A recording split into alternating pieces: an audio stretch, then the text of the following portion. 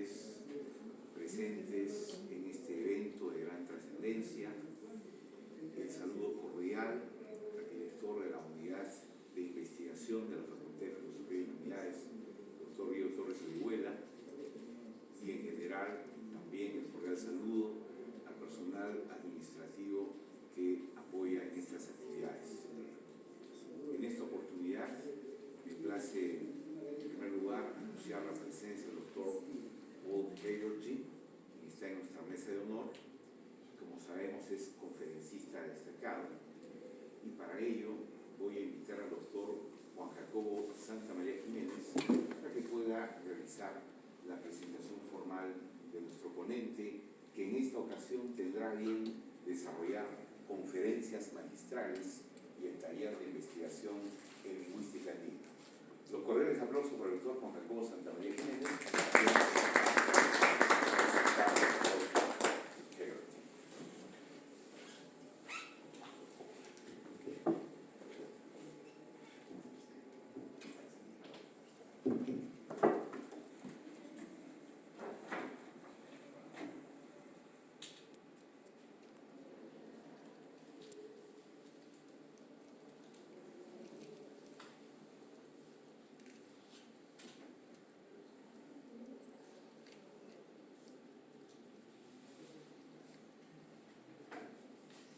Estimado público presente, tengan todos ustedes muy buenas tardes. Van a disculpar la demora, pero hay algunos entretiempos que nosotros necesariamente tenemos que saber sortear.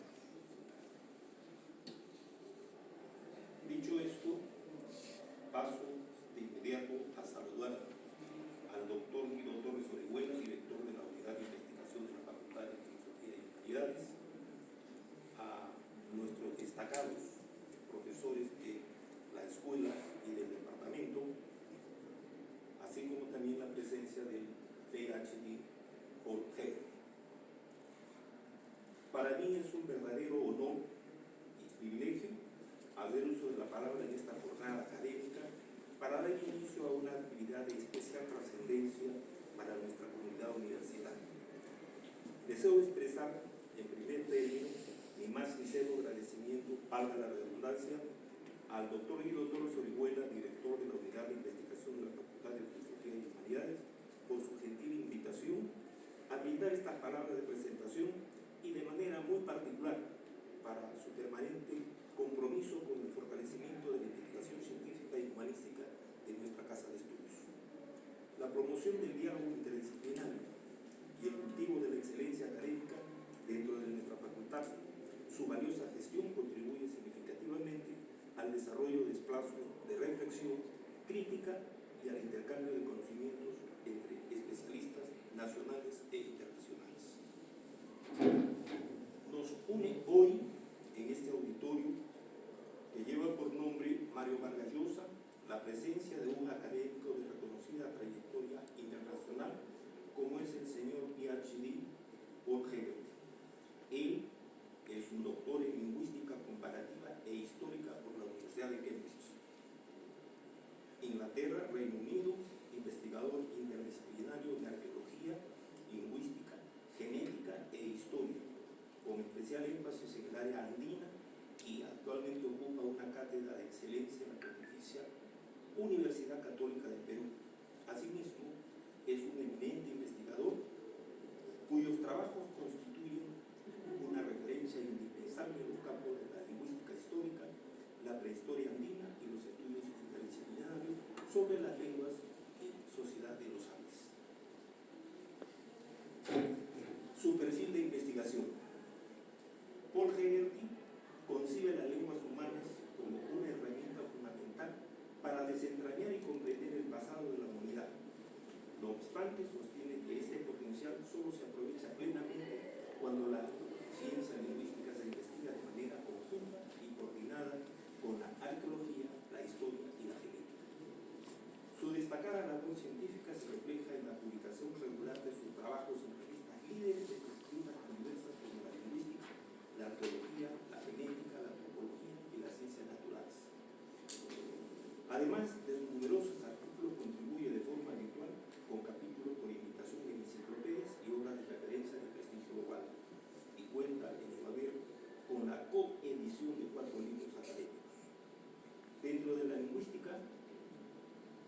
Hegarty concentra sus esfuerzos en las dos ramas comparativas de la disciplina, la tipología lingüística y la historia de las lenguas. Lleva a cabo análisis comparativos detallados en los subcampos de la fonética, la morfología y la conjugación. Metodológicamente, su enfoque gira en torno al diseño y creación de bases de datos lingüísticas de vanguardia, así como a su análisis mediante métodos cuantitativos y filogenéticos orientados a inferir la prehistoria y la historia humana. Aunque el alcance de sus investigaciones es verdaderamente global, Hegarty posee un nivel de especialización y experiencia particular sólido en dos áreas que son las geográfico-lingüísticas específicas: Europa y la familia lingüística europea, la región de los Andes, con una dedicación especial a la familia lingüística quechua. Aspectos destacados en su investigación y publicaciones. Orígenes del indoeuropeo. Hegarty es el autor principal de un relevante análisis filogenético bayesiano publicado en la prestigiosa revista Science. Esto julio de 2023, es decir, hace muy poco. Esta investigación reconstruye el árbol genealógico en la cronología europea utilizando la base de datos en la línea ICOD, integrado los resultados de datos de arqueología y ADN andino. Prehistoria andina. Desarrolla una hipótesis de amplio alcance que vincula lengua, ecología y civilización en los Andes, con publicaciones iniciales proyectadas desde fines de 2024 y orientadas a explicar cómo las sociedades andinas respondieron a sus singulares entornos ecológicos. Producción e impacto científico. Cuenta con más de 60 artículos y capítulos invitados, además de haber editado 4 libros sobre la prehistoria andina. Sus contribuciones científicas han aparecido en revistas de primer nivel, incluyendo Science, Currents, Anthropology, Antiquity, Scientific Record, Scientific Data, Procedure, etc. Síntesis de trayectoria académica. Su posición actual ocupa la prestigiosa cátedra de la excelencia en la Pontificia Universidad Católica del Perú, de Lima. Investigador en la Sociedad Max Planck. Se desempeñó durante 11 años como científico senior en Alemania, trabajando de forma sucesiva en 3 institutos de antropología evolutiva, Leibniz, en la ciencia de la historia humana en Jena y en la de geoantropología también Jena, todo esto en Alemania. Investigación y estudios en Cambridge. Desarrolló un postdoctorado de 3 años en el National Institute for Archaeological Research de la Universidad de Cambridge, donde colaboró estrechamente con Colin Kreufer, coescribiendo los 8 capítulos de la historia lingüística de la obra de referencia de Cambridge Preston. En esta misma institución obtuvo un doctorado PhD con una tesis sobre la medición de similitudes en fonética y morfosintaxis. Vida en idiomas. Su competencia es multilingüe. Eso significa que habla muchas lenguas. Su lengua materna es el inglés, a pesar de ser irlandés. Cuenta con un dominio fluido basándose en 4 idiomas adicionales: el español, el francés, el italiano y el alemán. Asimismo, posee un buen dominio de portugués, ruso, quechua y rumano. Trayectoria y herramientas técnicas que utiliza en su trabajo. Suma décadas de residencia y de trabajo de campo en Europa y Sudamérica, y junto a su perfil humanístico cuenta con competencias técnicas como programador especializado en el desarrollo de bases de datos, estadística cuantitativa y cartografía aplicadas a la investigación lingüística. Trabajo interdisciplinario. Hegarty es uno de los pilares metodológicos e intelectuales fundamentales en la carrera y es decidida apuesta por el trabajo interdisciplinario. Eso quiere decir que el investigador rechaza las aproximaciones aisladas y aboga por tener fuentes metodológicos sólidos y constantes entre diversas disciplinas para construir explicaciones robustas e integrales sobre el desarrollo de la humanidad. En la práctica, sus proyectos y publicaciones articulan y sintetizan de manera activa los conocimientos y herramientas de 5 campos de saber científico y humanístico. A saber, lingüística, como eje central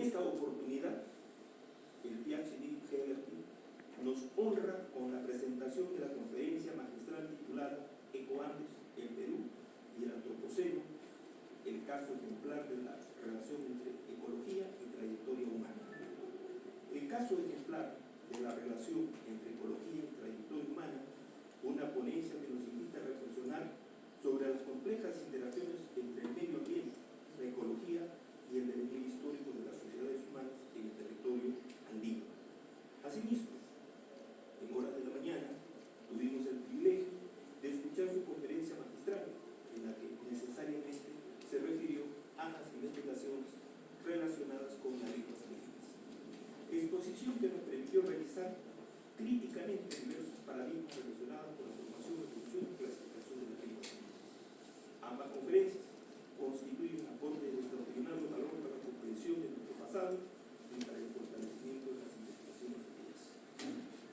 La presencia, pues, de PhD Paul Hegarty en nuestra facultad y específicamente en nuestra escuela y departamento representa una oportunidad esencial y excepcional para acercarnos a las más recientes perspectivas teóricas y metodológicas del estudio de las lenguas y sociedades andinas, así como para fortalecer los vínculos académicos que proyecta nuestra investigación hacia escenarios internacionales. Estamos plenamente seguros de que sus reflexiones y aportes enriquecerán significativamente nuestro conocimiento y despertarán nuestras inquietudes científicas entre quienes tenemos el privilegio de escuchar. Señor Paul Hegarty, reciba usted la más cálida bienvenida de parte de la Facultad de Filosofía y Humanidades y de la Universidad Nacional de San Agustín de Arequipa. Le agradecemos profundamente su generosidad al compartir con nosotros su experiencia, sus conocimientos y su predicción científica sobre temas de enorme relevancia para la comprensión de nuestro pasado, nuestro presente y nuestra identidad cultural. Sin más preámbulos, y reiterando nuestro agradecimiento de las autoridades, de la doctor y doctor Orihuela, dejo en el uso de la palabra a nuestro invitado. Aplausos.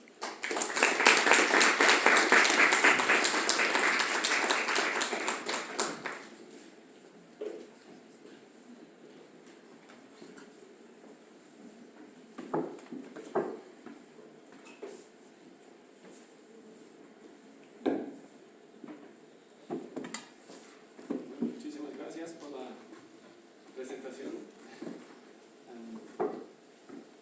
Con esto, de hecho, la ponencia sobre Ecoandes les van a tener que hacer un poco más de paciencia porque hemos puesto en el programa otra ponencia primero sobre el suyo. Ecoandes viene después, como 40 minutos y 30 minutos el segundo, pero vamos a hacer una pausa entre los dos y responder las preguntas. No sé si se pueden bajar estas cosas. Tal vez se ven mejor. Entonces sí, son dos ponencias bien interdisciplinarias, como van a ver. Empiezo con reescribiendo los orígenes lingüísticos indígenas del antiguo conocimiento. Esto empezó, de hecho, con una investigación sobre el quechua y el aymara, o las lenguas indígenas de Bolivia, pero a medida que avanzamos, especialmente yo y mi colega historiador Miguel Díaz, a medida que avanzábamos en la pregunta, hemos entendido que lo que estábamos explicando alcanzaba mucho más que solo Bolivia. Vamos a entrar en partes de Argentina y también de Perú, no muy lejos de aquí. Recibí un dato esta mañana de uno de sus profesores aquí que me abrió los ojos. Ok, entonces sí funciona también para la región de Arequipa la propuesta que tengo aquí. Entonces esta primera ponencia también podía titularlo las revoluciones en el pasado antiguo. Tuvimos un congreso, organizé un congreso en la CUP hace 2 años con este tema, un congreso interdisciplinario, lingüistas, arqueólogos, historiadores, genetistas, y sobre este tema que llamamos revoluciones. Aquí tuvimos cinco temas revolucionarios.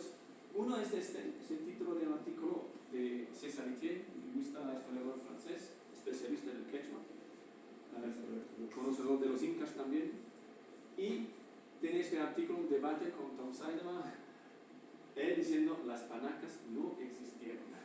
Y de hecho, más que todo, es un poco exagerado el título, pero lo que quería decir es, si existía algo, ok, pero no se llamaba Panaca. Panaca quería decir otra cosa, no tiene nada que ver con pana, hermana. Y entonces todas las interpretaciones que se han hecho a partir de este como una raíz quechua que quiere decir hermana, entonces que los incas tenían un sistema de clanes casi por línea materna, falso. Una invención de los antropólogos occidentales, según Itier, por eso tuvo un debate tan duro con Tom Seidelman. ¿Y por qué? Porque pana es bueno, panaca tiene 3 sílabas, no parece ser una raíz quechua, que no sería muy normal tener 3 sílabas. Y como sabemos de los trabajos revolucionarios, casi en este aspecto de Rodolfo Serrón Palomino, los incas no tenían una sola lengua. De hecho, las lenguas de los incas, plural, el quina, el aymara y el quechua. Es el título del libro de Rodolfo Serrón Palomino, 2013. Un libro, vamos a ver varios capítulos de este libro. Uno de los capítulos tiene este como título, el aymara como lengua oficial de los incas. Okay. Otra idea revolucionaria, cuando yo anuncié a una arqueóloga en Cambridge, me miró como si fuera loco, ¿no? Como todos saben que los incas hablamos quechua, aymara nada que ver, aymara es tiwanaku, ¿no? Y casi ya no me quería hablar, pero al final le convencí que tenía que venir al Congreso. Bueno, la otra revolución, aquí tenemos el trabajo de un sociolingüista francés, Alexis Pierrat, y ese es el capítulo 3 de su libro, del libro que salió de su tesis sobre el quechua boliviano. El quechua de Bolivia del sur, pero ahora le convencimos que es el que puede quitar el sur, el quechua boliviano como lengua colonial. Entonces el quechua en Bolivia no viene de los incas. ¿Okay? Bueno, de todas maneras los incas hablaban aymara, según los otros en esa época. Empieza a ser bastante complicado.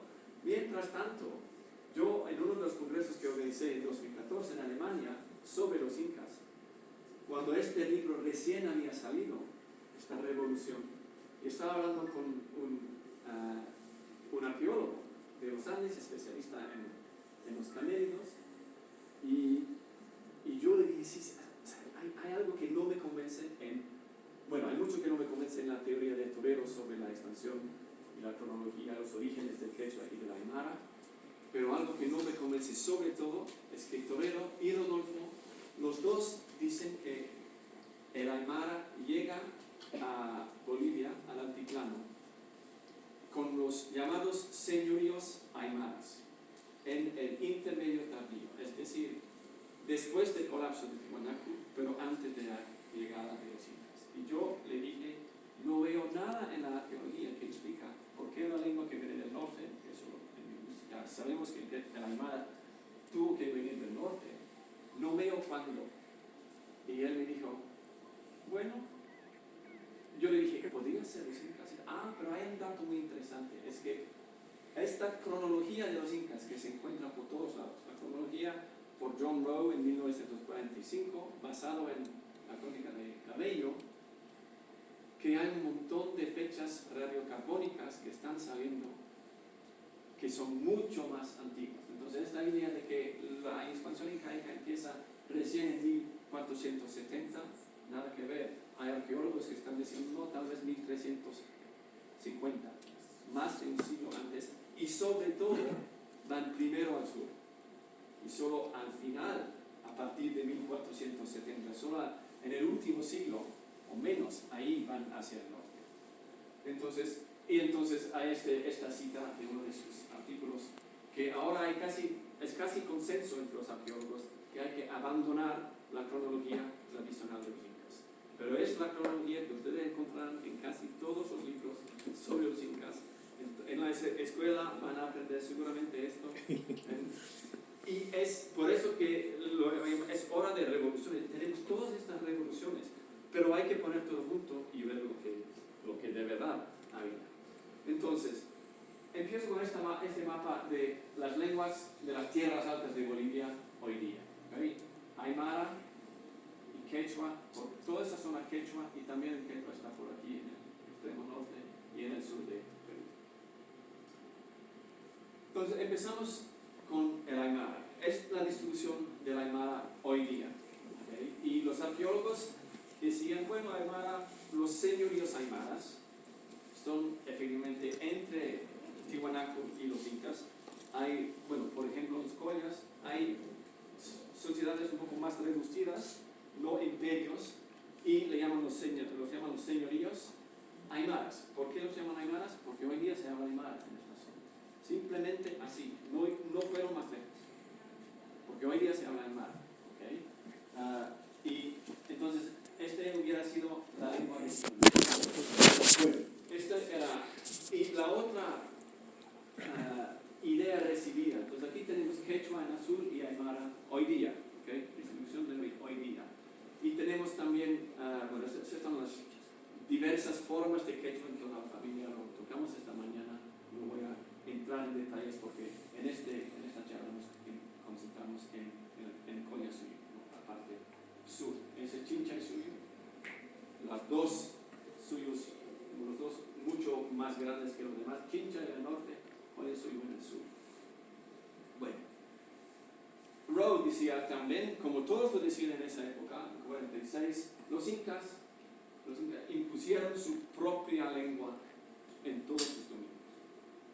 ¿Okay? Y esto es la idea recibida, que toda esta zona habla quechua porque todo era de los incas. ¿Okay? John Hemming, historiador, bueno, un excelente historiador, lo decía también. Se pensaba eso. Terence Daltrey, un experto sobre los incas, pero es un historiador, arqueólogo, no pensaba en las lenguas. Y desde décadas, lingüistas estamos teniendo, perdón, pero no es así. El torero ya había entendido que esa gran familia diversa no podía haber estado expandiéndose solo desde la época incaica. Y lo decían casi por analogía con el latín que empieza aquí en esta región. Bueno, este es el mapa antes del Imperio Romano. El latín solo se hablaba aquí, en Lazio, lo que hoy día es Latium, el club de fútbol que se llama Lazio, alrededor de Roma. Y todas las demás regiones hablaban otras lenguas. Todos han desaparecido porque hubo esa expansión masiva del quechua. Un imperio es una explicación probable, pero no ese imperio de los incas. Eso fue más tarde. Sería como decir que todas las lenguas romances, que todo esto viene de España, del imperio español, que no es verdad, ¿no? Es un anacronismo. Una parte de esta expansión viene de los incas, pero no todo. Entonces, en Bolivia hay sitios como Incayacta, cerca de Cochabamba, que Cochabamba es hoy día donde más se habla quechua en Bolivia, y siempre en la identidad regional se supone nosotros hablamos quechua porque aquí vino el Inca. Entonces, Pedro Plaza, muy buen lingüista boliviano, sobre todo trabajó en la educación bilingüe, y esta es la idea recibida entonces en este libro de referencia sobre lenguas de Bolivia en 2009. En todo caso, la expansión del quechua hacia el territorio boliviano fue favorecida por la política incaica de introducción del quechua en los territorios bajos de Bolivia. ¿Cierto? Vamos a ver. Luego viene entonces Alexi, que hace su investigación sobre el quechua de Bolivia, y dice, bueno, al final yo creo que es colonial. Pone la pregunta, ¿de dónde viene la expansión? A partir de Potosí. ¿Okay? Y pone en la cobertura de su libro Potosí. Y bueno, muchos en Bolivia lo ven loco, porque no son los incas que han traído el quechua, ¿no? Entonces vamos a hacer un poco de ahí necesitamos de un historiador. Esta cita muy interesante, José Moya. Este es Potosí, ¿no? El tamaño de la ciudad de Potosí en su auge por ahí de 1650, en 1790 todavía. ¿Okay? Estamos después de la independencia de Estados Unidos, por ejemplo. Caracas y Cusco tenían poblaciones mayores que en Nueva York y de Buenos Aires en esa época. ¿Okay? Ni hablar de Lima a Paz Potosí. Hasta Caracas tenía una población mayor que Nueva York y Buenos Aires. Y de hecho, todas, con la excepción, en 1790, las dos ciudades grandes en Estados Unidos, Filadelfia y Nueva York. Si no, no había ninguna ciudad en Estados Unidos que tenía una población mayor que Ayacucho, Cochabamba, Arequipa, Maracaibo, Oruro, Pisaca, Morelia, Recife, todo un montón de ciudades en América Latina que eran. Ahí se concentraba la población en América. Pero nada, en ningún lugar más que en Potosí. Potosí fue durante más de un siglo la ciudad más grande de toda la hemisferio occidental. Entonces uno tiene que cambiar completamente sus ideas de la demografía de Bolivia, y no solo de Bolivia, como vamos a ver. Entonces Potosí era más grande que Lima. Claro, más grande que Cusco, claro. No. Potosí era el centro de toda la economía y la demografía de los Andes durante más de un siglo. ¿Okay? Y muchas ciudades surgieron para abastecer a Potosí en muchas cosas, como vamos a ver. Entonces, era más grande que casi todas las ciudades europeas, ¿no? En 1603 hay por lo menos 58.800 indios trabajando en Potosí. Eso quiere decir que están sus familias también. Entonces se supone una población de por lo menos 125.000, que en esa época era enorme. Y luego entonces vino la mitad, para ser preciso, el trabajo forzado en las minas. Esto cada 7 años, bueno, se hace por rotación. Cada año uno tenía que hacer su mitad, su turno. Y cada 7 años tenía que ir a Potosí. Y toda la población, la séptima parte de la población masculina tenía que irse a Potosí. Y la mitad cubría más de 500.000 kilómetros cuadrados hasta la frontera con Cusco. Entonces, lo que hice con mi amigo historiador, especialista de los Andes también, Adrian Pierce, estamos mirando las fases en la historia demográfica y también la historia lingüística. Antes del descubrimiento de las minas, por lo menos por parte de los españoles, los incas, bueno, se sabía que había algo por allá, pero no se aprovechaba. La población de Potosí era cero, no había un Potosí, no había una ciudad, tal vez un pueblito de 10 personas, no se sabe, pero entonces no había una lengua de Potosí, porque Potosí no existía. Luego se descubre en 1545 y llegan los españoles que nada más que plata, tal vez el oro, pero hay más plata. Y vienen masivamente a Potosí. ¿Y quiénes traen? ¿De dónde han entrado los españoles? Por el norte, por el Chinchasuyo, y han llegado a Cusco. Pero la mayoría de los españoles estaban en el norte y con gente quechua hablante.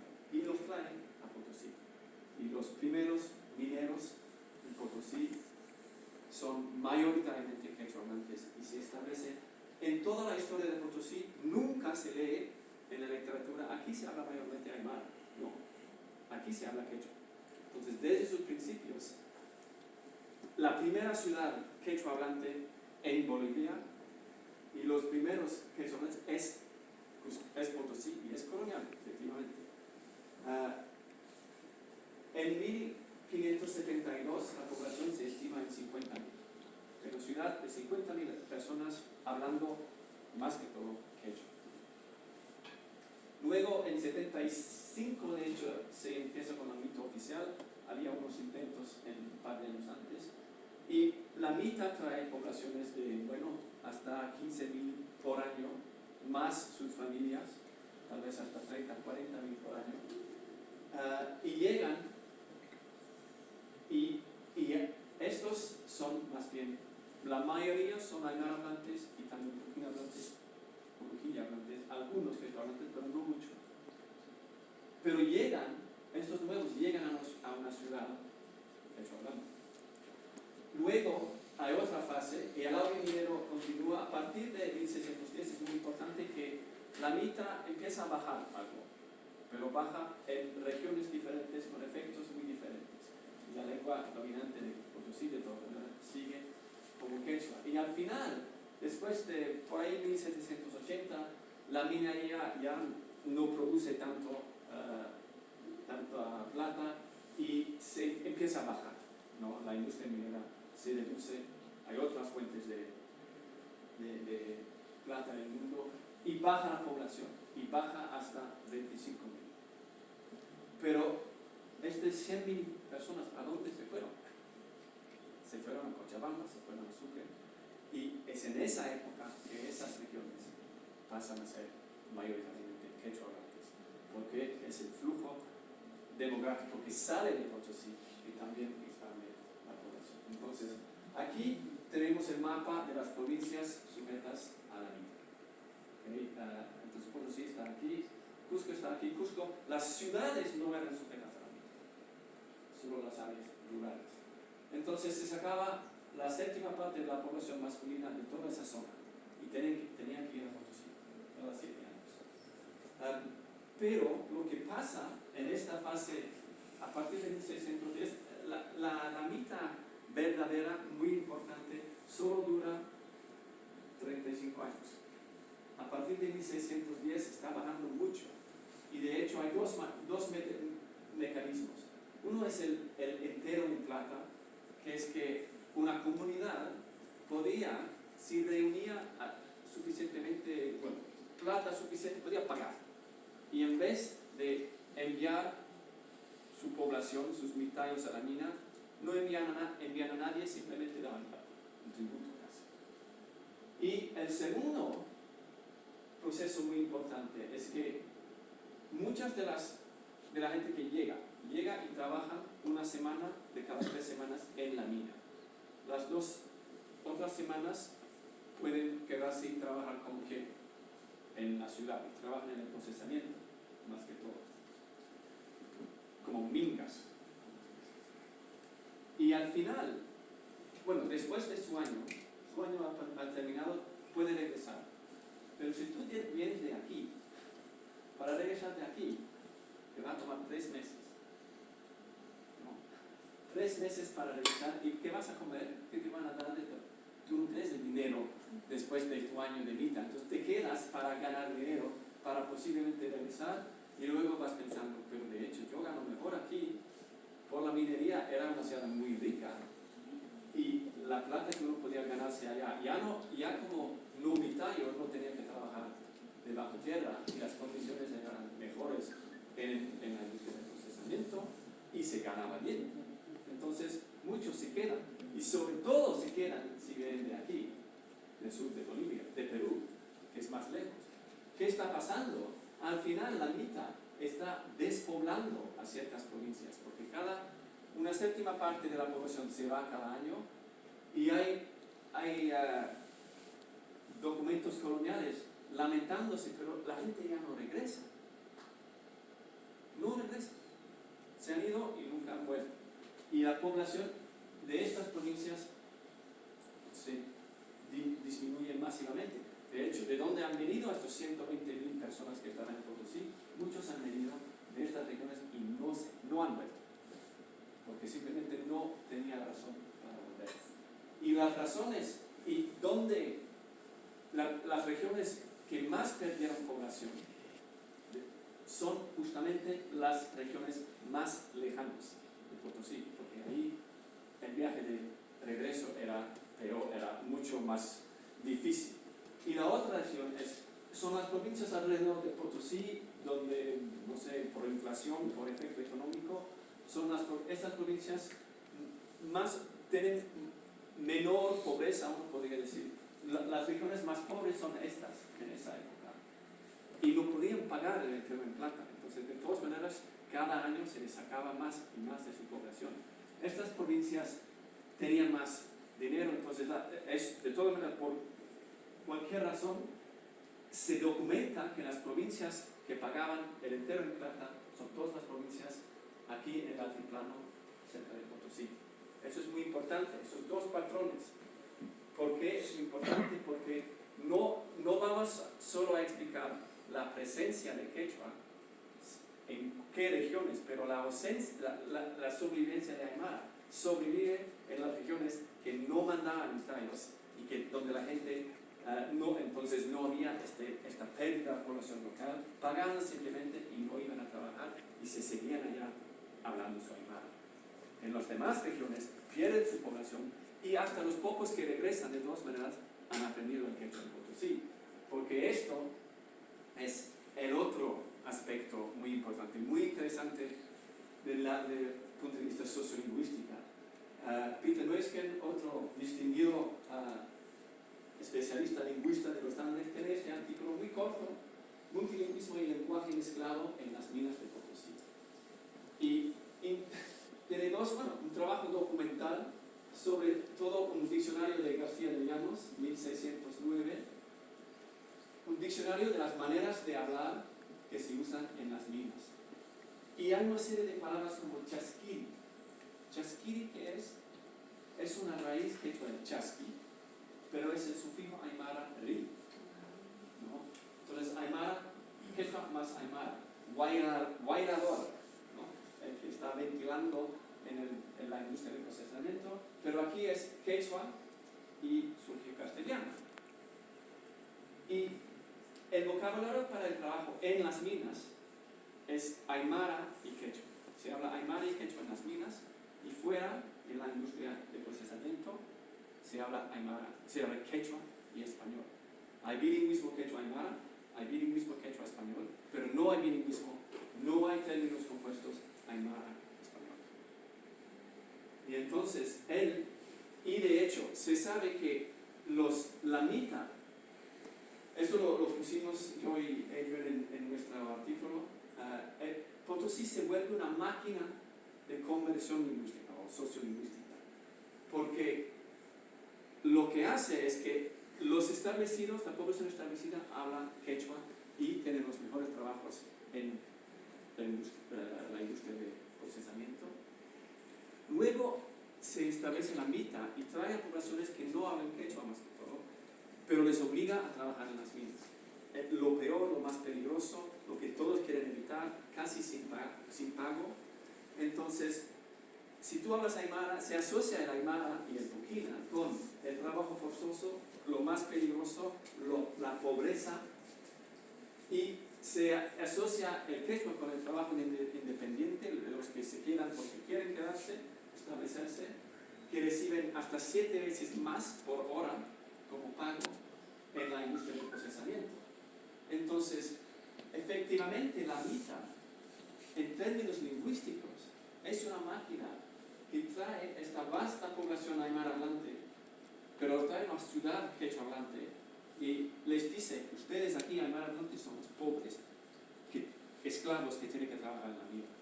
Pero si quieres salir a trabajar en la industria de procesamiento, bueno, habla quechua pues. Entonces no hay máquina, por eso que es una máquina de conversión. La mita asocia la lengua de los mitayos al estrato socioeconómico más bajo y ofrece una oportunidad de quedarse con vida y mejorar su situación si aprendes el quechua y necesitas el quechua para funcionar en este ambiente. Entonces, esto es una parte de la razón por la cual Potosí cambia la población, cambia el mapa, y también hay que pensar no solo en las minas, sino en el red de abastecimiento de Potosí. Potosí, 125.000 personas que viven a 4.400 metros, necesitan comida, porque ahí no crece casi nada, necesitan textiles, necesitan mulas para transportar todo, incluso la plata, necesitan mercurio que viene de la mina de Huancavelica, y tienen que exportar la plata por el red que pasa por tierra, pasando por Titicaca, por Cusco, Sicuani, Ayacucho, y llega al final a Lima y se exporta, luego se lleva hasta Cartagena de Indias y se exporta una vez por año. Todas estas ciudades en el mapa, en la época de Potosí, son dependencias económicas todos son más pequeños que Potosí. Entonces lo que manda aquí es Potosí económicamente, ¿no? Es una red de abastecimiento, entonces hay un comercio súper fuerte en todos estas redes de comunicación. Una cosa, Aymara, por Moquegua, Aymara queda aquí, pero esta zona de Puno para arriba, por Sicuani, esta zona se convierte en la época colonial. Es la época colonial cuando cambia de Aymara hablante a quechua hablante. Y está sobre todo en las ciudades donde pasa el comercio por la raya, y también porque se está sacando la población de Aymara hablante y no regresa. Y si regresan ya hablan quechua. Y mientras tanto que la población de Cusco está tomando las tierras vacías, hay documentos coloniales quejándose de la despoblamiento de esta zona. Entonces, empezamos con este artículo pensando explicar este quechua boliviano, pero al final explicamos más que el quechua boliviano. Explicamos también por la decaída de Potosí, por qué el quechua expande también a Cochabamba y a Sucre. Hemos visto que explica por qué el quechua llega desde Cusco ahora hacia el lago Titicaca. Explicamos por qué el Puquina desaparece. Interesante que el Puquina, en la mayoría del mapa de Puquina, está rodeado por aymara hablantes. Pero estas regiones dejan de hablar Puquina y no aprenden aymara, aprenden más bien quechua. Porque van a Potosí y regresan a tanto hablando quechua. Entonces, explica también por qué esta tercera lengua desaparece, porque todos tienen que ir comunitarios a Potosí y al final se abandona y reemplazan por quechua o más que todo por quechua y español. Explica por qué queda el aymara en esta zona, porque era la zona menos afectada por la mita y la despoblación. Explica entonces esta expansión del quechua no solo aquí en Bolivia, pero aquí en Noroeste Argentina. Cuando yo había preguntado a mi colega historiador, ¿y de dónde sacaban tantas mulas? No, que es que había un centro en el noroeste argentino. ¿Qué noroeste argentino? Déjame mirar, 100.000 mulas en el año de Santiago del Estero. Y desde décadas los lingüistas nos preguntamos, ¿por qué se habla quechua de Santiago del Estero? ¿Cuándo? ¿Por qué se habla un tipo de quechua más bien cusqueño pero sin las influencias aymaras? ¿Por qué se habla en una zona que nunca fue parte del Imperio Incaico? Entonces es colonial y es porque Santiago del Estero era económicamente totalmente dependiente de Potosí. ¿Y por qué no tiene las aspiradas y electivas? ¿Por qué no tiene características clásicas? Porque del quechua boliviano, porque aquí no había aymara hablantes, son hablantes de otros idiomas que han aprendido el quechua sin transmitir sus influencias aymaras. Entonces, ¿y los incas? ¿Cómo entran los incas en la historia? Bueno, este es el libro de Daltrey, que en su segunda edición ya ha cambiado, ha aceptado que tal vez no hablan únicamente el quechua. Estas son las famosas los movimientos de población forzados por los incas para poblar a Cochabamba. Eso sí, creó este tipo de edificio. Cochabamba era un centro de producción de maíz sobre todo, pero poblado por gente traído casi únicamente del altiplano. Y se ha supuesto que esto, porque esto era hecho por los incas por Huayna Cápac, entonces ha puesto a quechua hablantes ahí. Pero no, esto es una suposición, porque hoy día se habla quechua en esta región. Hay un montón de documentos, incluso este artículo de Rodolfo Cerón Palomino, que hablan en el siglo XVII, que hay esta pugna aymara quechua, que está llegando el quechua en el siglo XVIII. Antes se hablaba aymara y algo de puquina en Cochabamba, también en plena época colonial. Entonces es la caída de Potosí que envía sus quechua hablantes a todas las regiones. Entonces, si esta es la distribución de las lenguas del antiguo Pueblo Frío hoy día, después de Potosí. Antes de Potosí era así. Y mira que no hay quechua.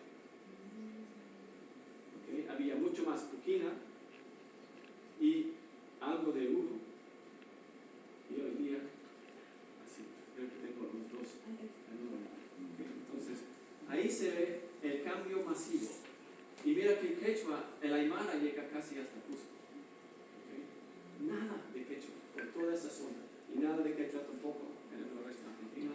Esto, uno puede decir, este está en base a los mapas de, bueno, Torero ha hecho este mapa en base a los documentos que hablé esta mañana, copia de curatos y la visita de Torero. Se menciona muy poco quechua y sobre todo en Potosí hay que hablar quechua, en las demás zonas no.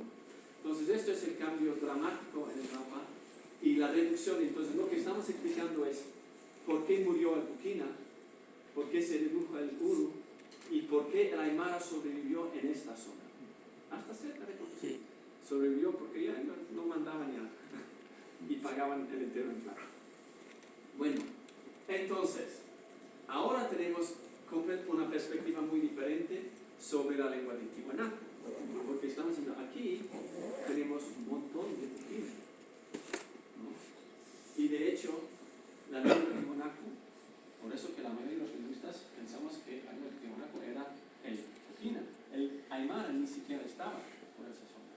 Y los señoríos aymaras como los Polias, no tenemos ninguna idea de qué lengua se hablaba en ese periodo. Simplemente los arqueólogos han puesto este nombre porque hoy día se habla aymara. ¿Okay? Entonces, un poco como decir, este es un señorío anglosajón, ¿no? 3.500 años antes de la llegada de los anglosajones, porque después está Inglaterra, ¿no? Entonces, no, la lengua no existía en ese territorio. No se sabe qué lengua se hablaba, posiblemente la lengua celta, posiblemente antes de la llegada de los celtas. Entonces, los señorías aymaras, bueno, en el Congreso yo estaba diciendo, entonces, no se puede decir que son aymaras, y un arqueólogo dice, tampoco eran señoríos, ¿sabes? Los arqueólogos no los llaman señoríos porque tienen otro nombre. Pero bueno, todos los arqueólogos, si usted mira, los arqueólogos les encanta la idea de que hay continuidad y que Tiwanaku hablaba aymara, pero parece claro que no. Voy a saltar las razones lingüísticas, pero uno tiene que saber que el aymara se hablaba por toda esa zona antes, en siglos pasados. Aymara está por aquí. El origen del aymara tiene que estar al lado del origen del quechua, que ciertamente no es en el altiplano. Y de hecho, esto era mi artículo sobre la diversidad del quechua en el quechua sur, en esta zona, y la diversidad del aymara en el altiplano es muy poca diversidad, corresponde a una llegada en los últimos 6, 7 siglos. Este es el libro de Rodolfo, ya lo hemos mencionado, este libro, el artículo que tenemos. Los incas entonces no se hablaba únicamente quechua en la época incaica. Voy a pasar más por esta, voy a saltar esta zona. Es simplemente que Ike está diciendo que también los incas mueven poblaciones grandes y repoblan la zona ecológica quechua también en Ayacucho. Entonces, también el ayacuchano hoy día es un efecto de lo que hicieron los incas moviendo poblaciones. Pero entonces, aquí tenemos la parte sobre los incas, los capítulos del libro de Rodolfo que recomiendo. El cantar de Inca Yupanqui, esta lengua particular de los incas, que él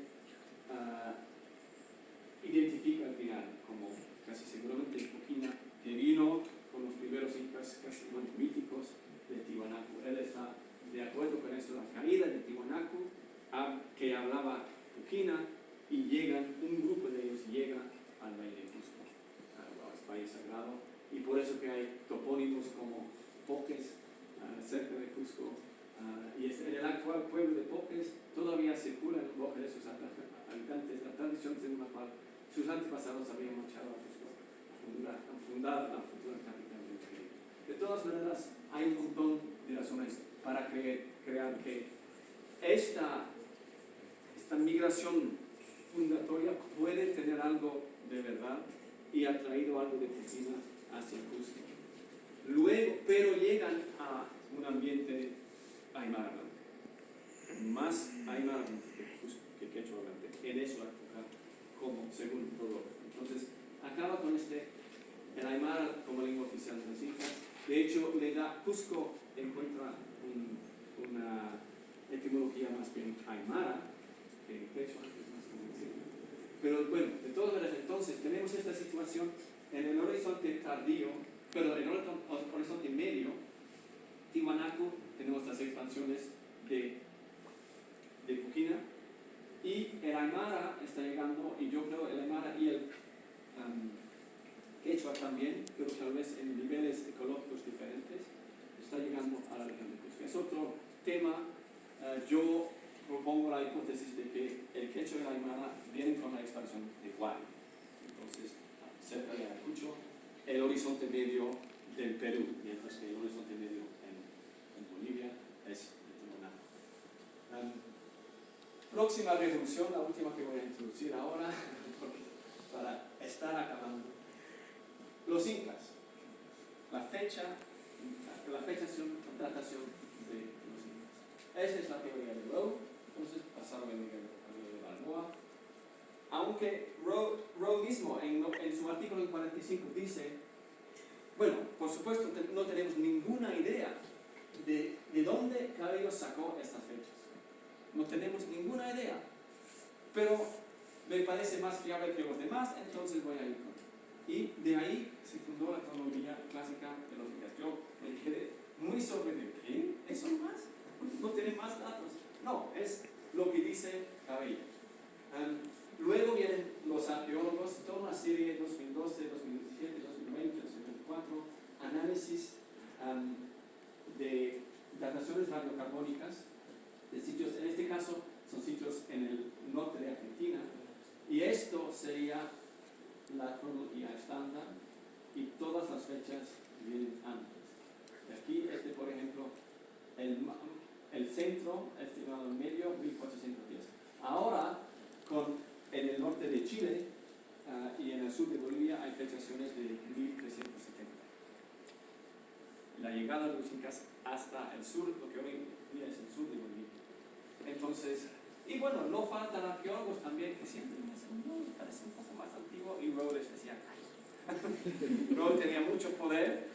Justamente Terry Daltrey, cuando vino a nuestro congreso y nos dijo que él estaba en el Congreso Mayor de Arqueología, y había hecho su propuesta, que tal vez un poco antes, y que John Rowe, que tenía como 80 años, que esa es su respuesta. Young man, pues como decir, no sabéis nada. Pero al final, ahora se está abandonando la cronología. Este es otro, esto sería la cronología estándar, estas son las fechas. Entonces, ok, es una distribución, pero nada de la distribución tiene que ser antes, ¿no? Entonces, y lo fundamental es que la expansión hacia el sur es primero. El sur es primero, y los incas dominan hasta el sur de Bolivia, lo que hoy día es el sur de Bolivia, antes de llegar a Ayacucho. ¿No? Es una expansión hacia el sur. Esto lo vemos. Y yo tengo esta cita, me gusta esta cita de Murúa, que hablaba bien el quechua, posiblemente hablaba también el aymara, alrededor de 1580, y está hablando de la disposición de la sierra.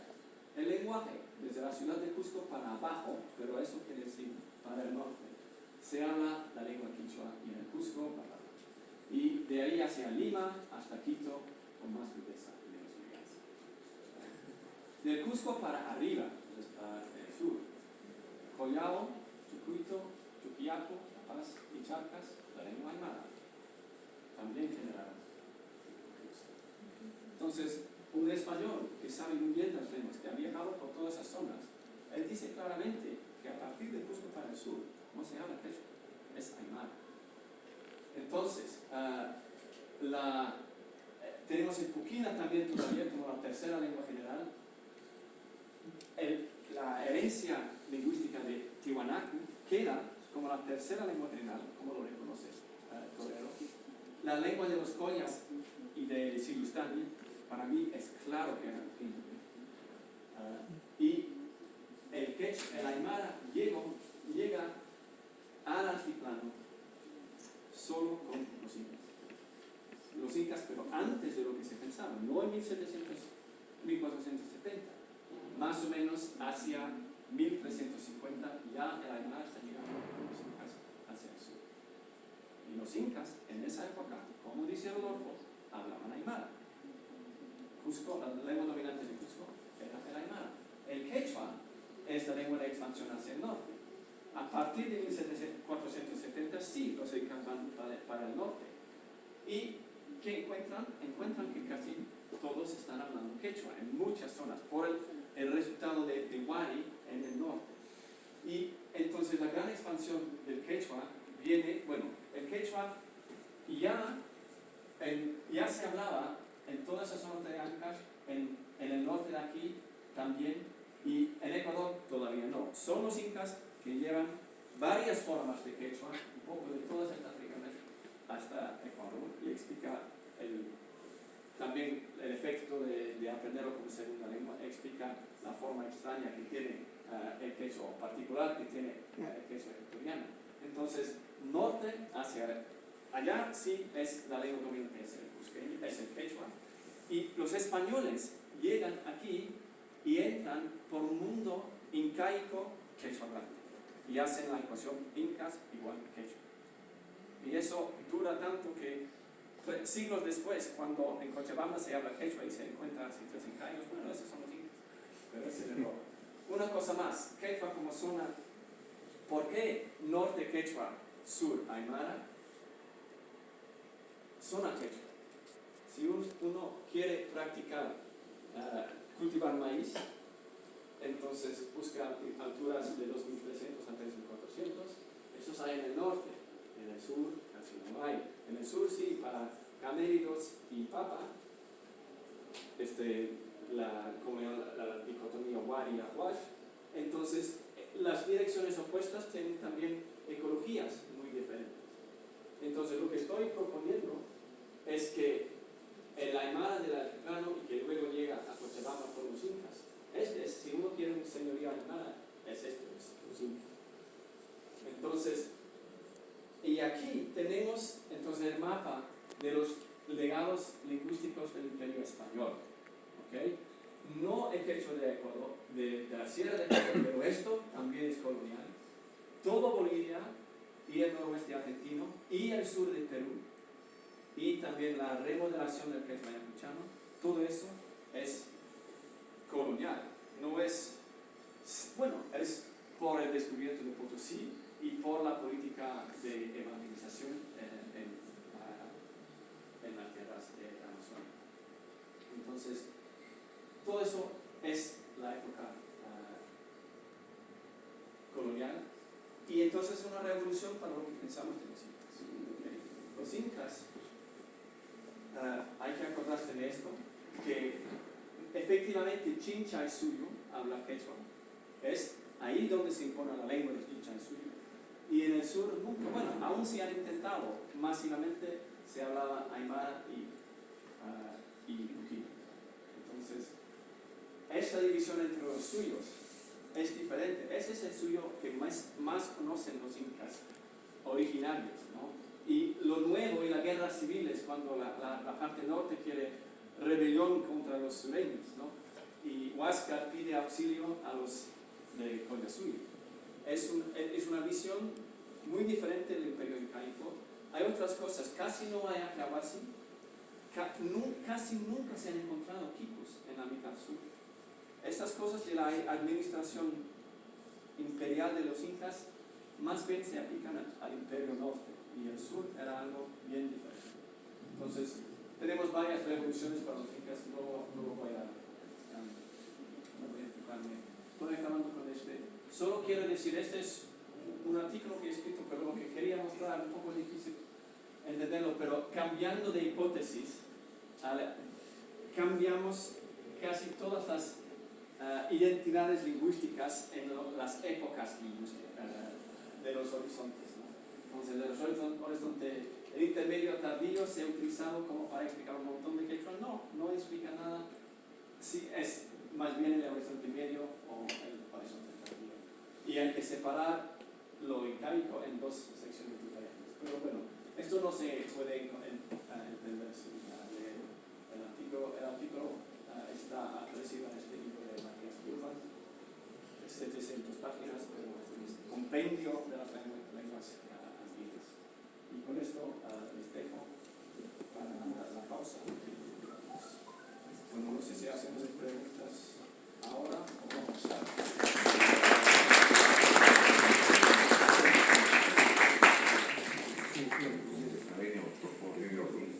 invitamos al auditorio para que pueda formular algunas intervenciones en calidad de preguntas o comentarios a vuestra interesante ponencia.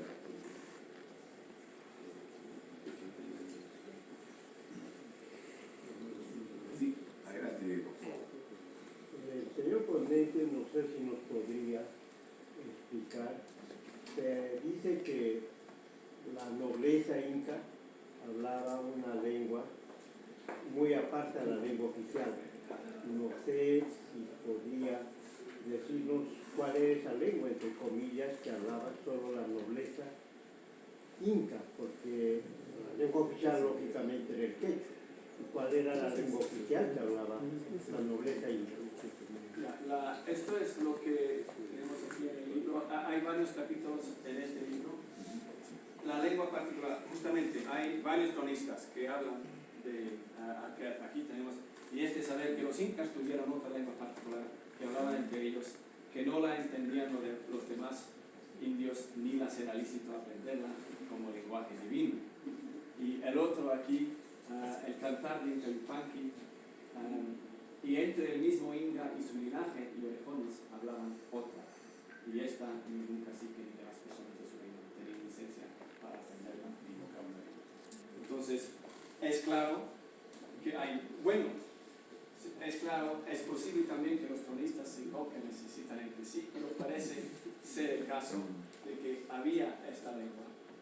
De hecho, yo me acuerdo de gente que estaba criticando a Rodolfo. ¿Cómo va a componer que hablaban tuquina y luego que han hablado aymara y luego que han cambiado de nuevo para hablar cusco?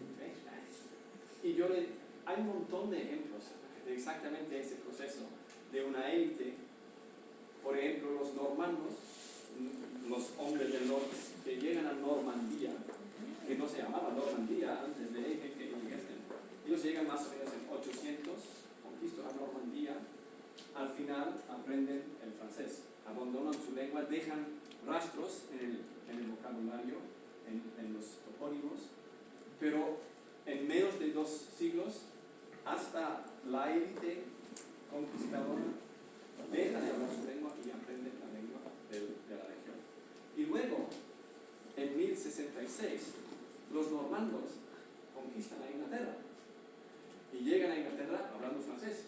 Traen el francés a Inglaterra, que pasa a ser la lengua oficial de la corte y de la nobleza, y 2 o 3 siglos más tarde desaparece y aprende el inglés. Entonces la élite ha hecho exactamente lo que Rodolfo está proponiendo. La élite cambia de idioma. El francés, la élite eran los francos, alemanes, que han dejado su lengua, los búlgaros han dejado su lengua. Pasa a menudo que la élite que conquista, pero es una minoría, cambia de lengua.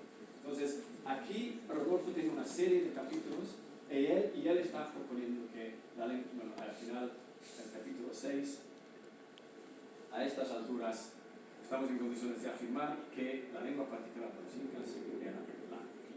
Esto es lo que propone Rodolfo. Yo estoy bastante convencido. Ahora también está tratando de interpretar muchos nombres de los incas. Bueno, hemos visto el caso de Panaca.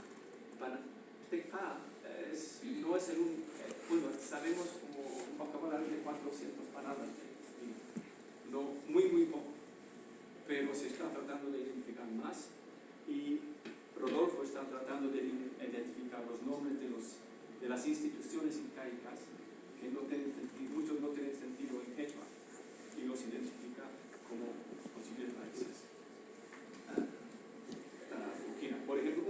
palabras que conocemos es Iki, que sería hijo, y él lo ve en Yupanqui, y porque Yupanqui, 3 sílabas no parece un nombre normal quechua, con 3 sílabas no es normal, debe ser un compuesto y él está proponiendo esto. Entonces, sigue un debate sobre sus análisis, pero yo estoy bastante convencido que sí era Puquina en la lengua particular.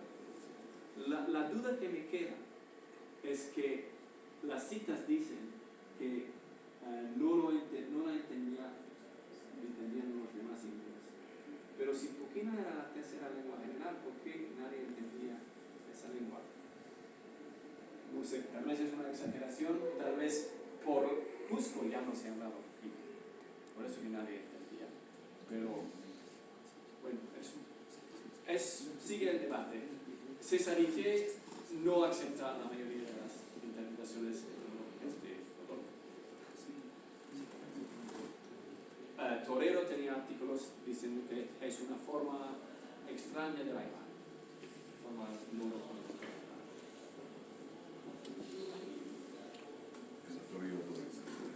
Paul, muy importante tus avances e investigación en lingüística andina. Creo que las hipótesis que planteas efectivamente van a revolucionar la lingüística andina contemporánea.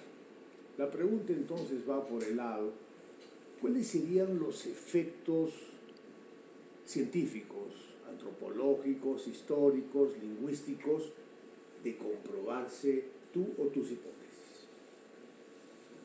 Bueno, primero diría, son varias revoluciones. Y yo lo que tal vez lo más nuevo que estoy proponiendo es esto sobre Bolivia y el sur de Perú, porque eso lo había propuesto Alexi, pero ahora estamos proponiendo mucho más. Pero esto es trabajo de Rodolfo. Lo demás sobre la cronología incaica es trabajo de arqueólogos. Entonces es como varias disciplinas a la vez están cambiando sus ideas. Y bueno, por ejemplo, el resultado científico. Este libro de, a ver, ¿dónde está? El libro de...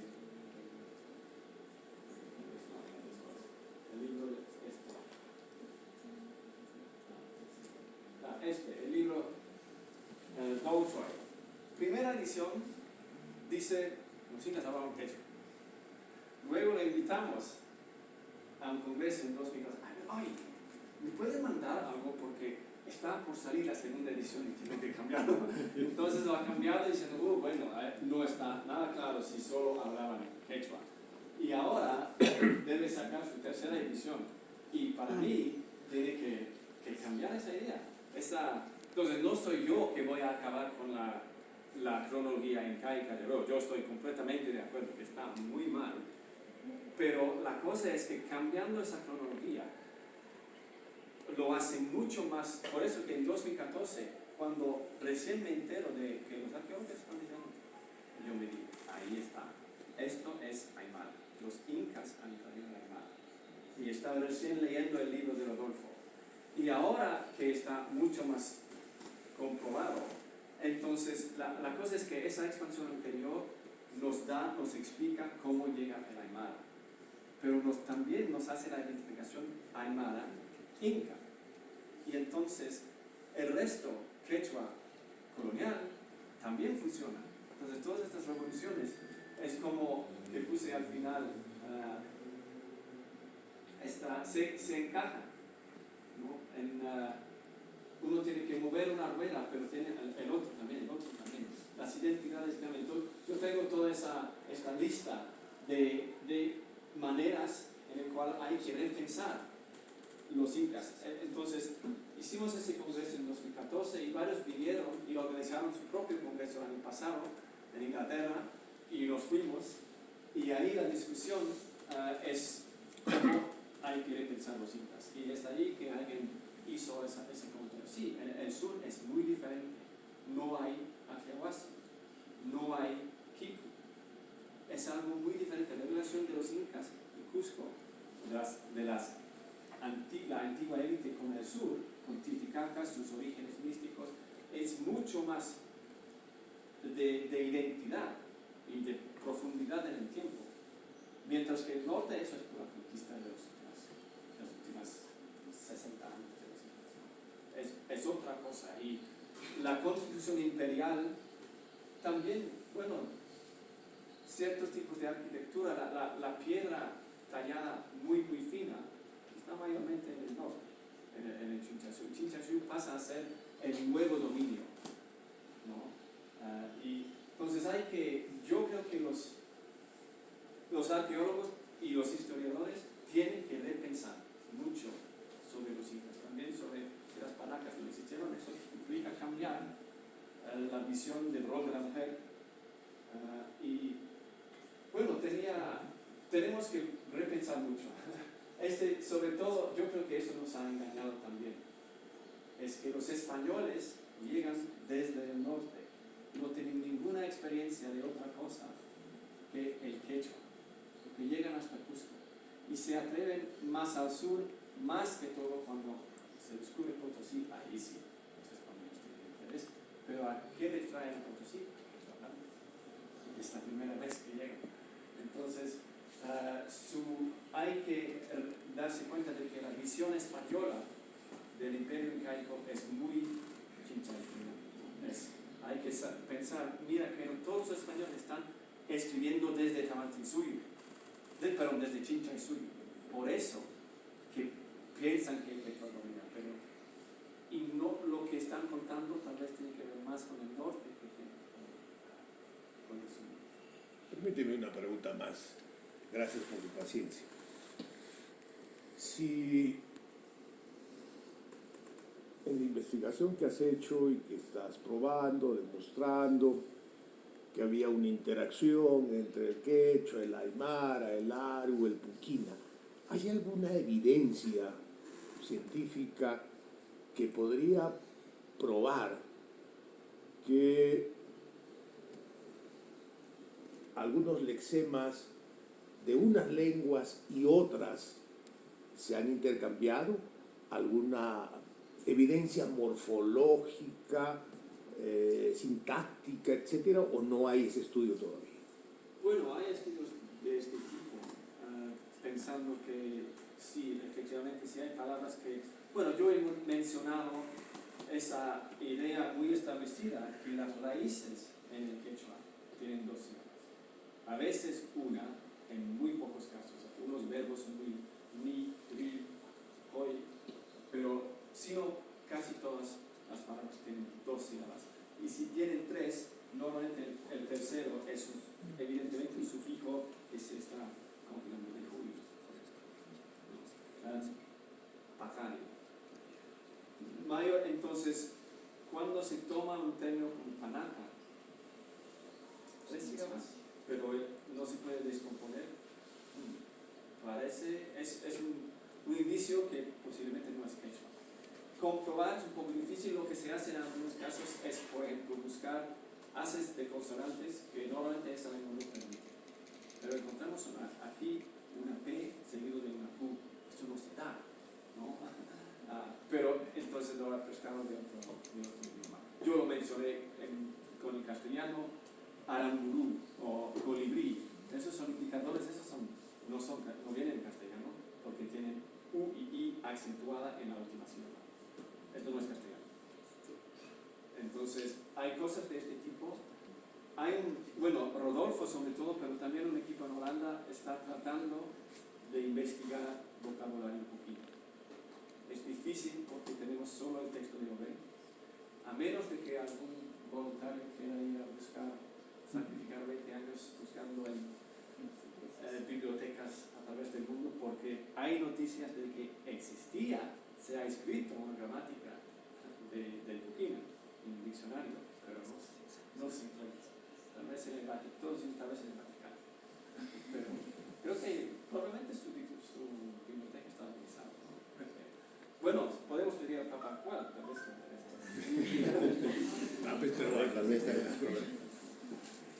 Otra pregunta, por favor, señor. Adelante. Buenas tardes con todos los presentes. da mucha felicidad que las personas extranjeras se sumen a la investigación tan rica que es como la historia de nuestro hermoso Perú. Usted ¿no? Se hablaba sobre Potosí, ¿no? Potosí es una de las minas más ricas en plata sobre la faz de la tierra, es cierto, ¿no? Pero también concentró, como usted lo dice, al mayor número de la población indígena, y donde también a la vez significó la muerte de muchos indígenas en esa parte del Perú. Pero que sin embargo, usted también comenta de que la población aymara quechua se va a dispersar debido a que también es de decadencia esta rica mina en plata. Pero mi pregunta es, ¿cómo es que se mantiene esta conexión, por ejemplo, del castellano? Porque recordemos que los españoles no solamente eran que ellos invadían el territorio para colonizarlo, sino había algo más en fondo que era evangelizar esa línea.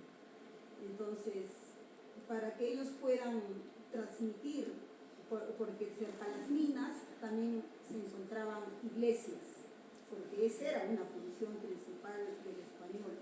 ¿Y cómo es que se dirige al hombre indígena, muy aparte que habían caciques que se van a dirigir al hombre indígena, pero cómo sucede esa conexión entre el idioma del español, el aymara, el quechua, ¿no? Que nosotros oficialmente en nuestra constitución son idiomas oficiales, ¿no? Pero para ese tiempo esa conexión, porque si ellos tenían un fin de evangelizar al indio, ¿qué sucede entre ese impacto de la población indígena con los españoles?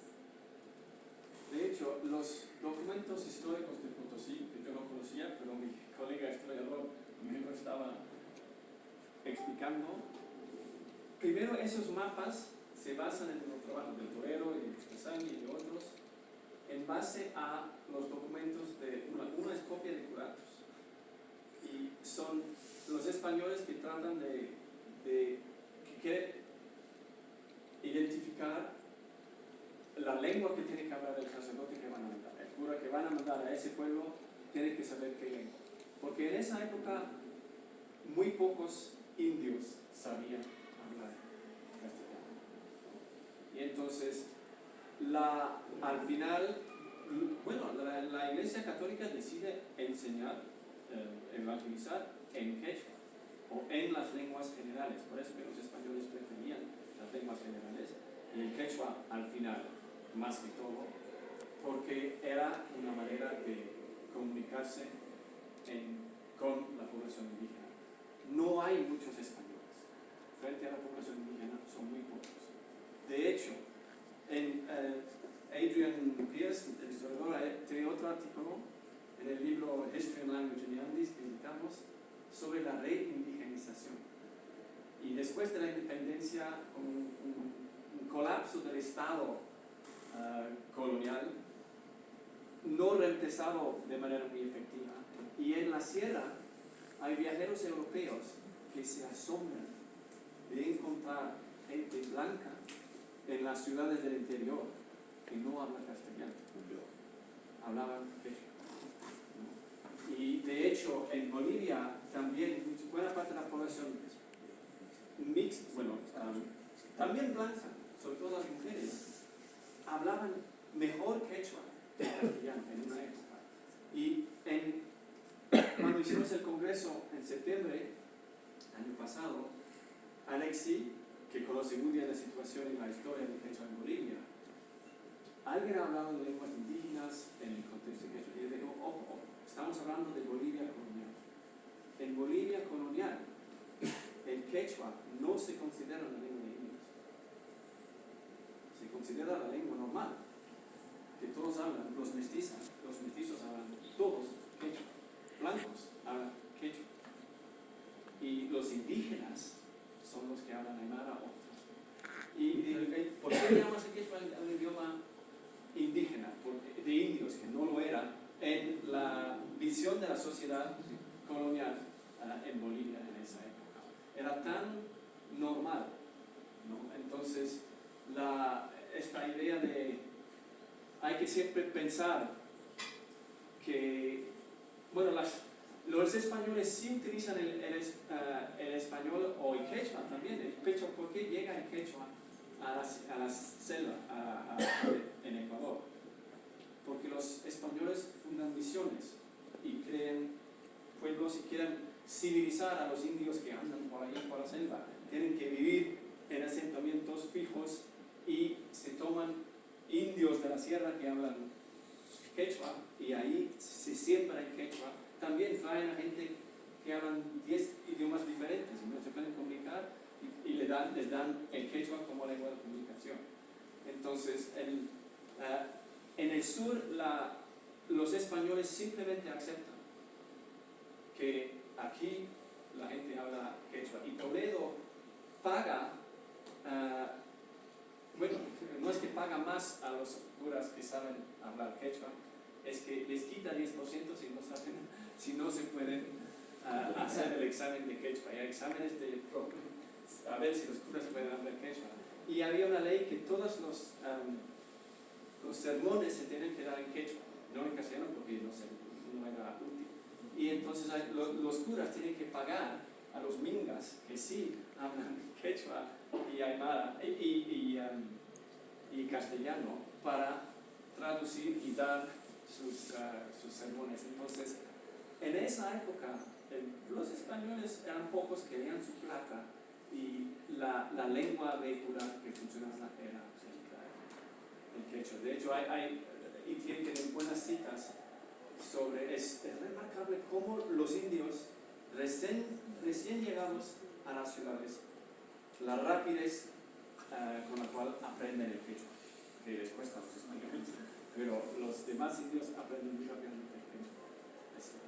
Entonces, creo que esa distinción es más fuerte ahora que lo que era en la época colonial, cuando el quechua tenía mucho más respeto como la lengua normal. Agradecemos muy cordialmente al doctor Porgero y vamos a darle un fuerte aplauso.